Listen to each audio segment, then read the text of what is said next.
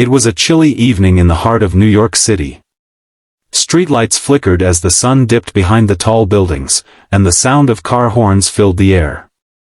A man knelt on the sidewalk, his old violin case open beside him with a small cardboard sign that read, $1. His clothes were worn, and his hands trembled slightly as he lifted the bow. He wasn't just playing for money, he was playing for hope. That's when a little girl in a yellow dress stopped in front of him, holding a teddy bear in one hand. Her mother, dressed sharply in a bright blue coat, stood a few steps behind, checking her phone.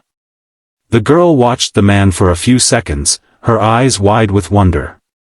Then she said softly, "Mister, can you play a happy song? My mother will like it. And maybe she'll marry you." The man froze. Her innocent words hung in the air, and in that moment, everything changed.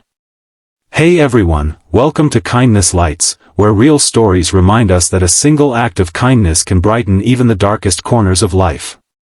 If you believe the world could use a little more love, hit subscribe, tap like, and share your thoughts in the comments. Let's keep spreading kindness, one story at a time. The man's name was Ethan, a once promising violinist who had played in small orchestras across the country. But after a car accident left him unable to perform professionally for months, everything fell apart. He lost his job, his apartment, and eventually, his confidence. Now, he played on the streets just to survive. Each note he played carried years of struggle, heartbreak, and longing for a better tomorrow. When the little girl, Lily, spoke those unexpected words, Ethan couldn't help but smile. He looked up and saw her mother glance over, clearly embarrassed. "Lily," she whispered sharply. "That's not something you say to strangers."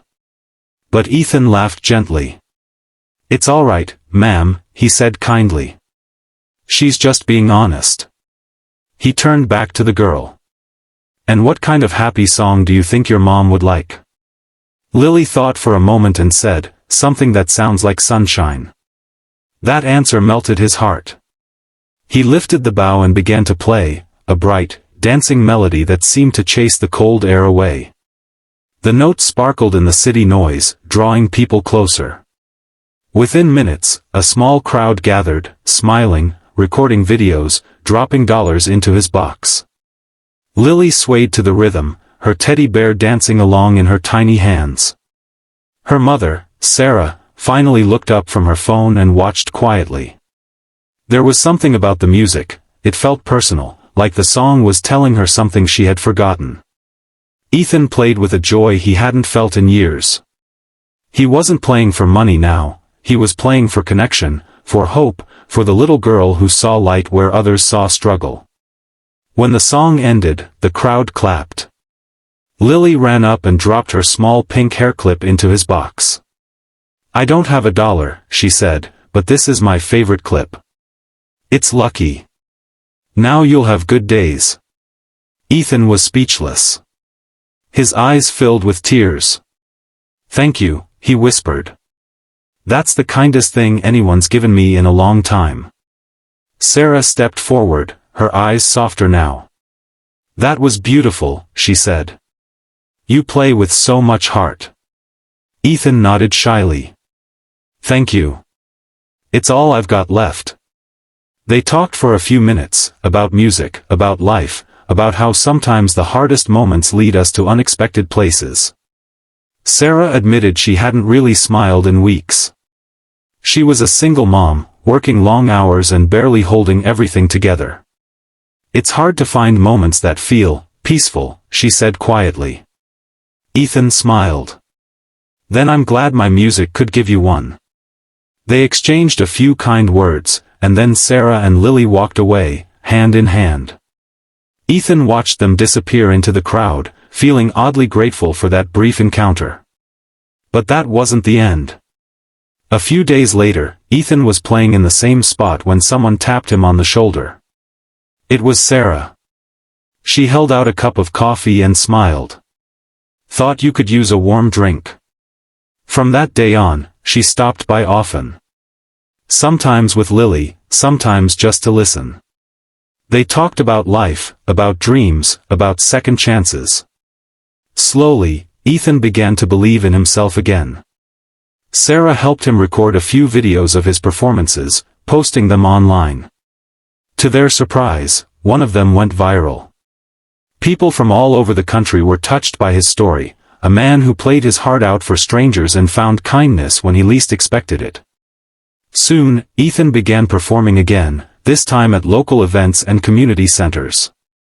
He wasn't famous, but he was fulfilled. The kindness of one child, and her mother, had reignited his purpose. Months passed, and Ethan and Sarah grew close. What began as simple friendship turned into something deeper, something beautiful. And one summer evening, during a small charity concert, Ethan played that same Sunshine song for Lily and Sarah. When he finished, he turned to them with tears in his eyes. He smiled and said softly, "You know, Lily once said if I played the violin, her mom would marry me. Do you still think that's true?"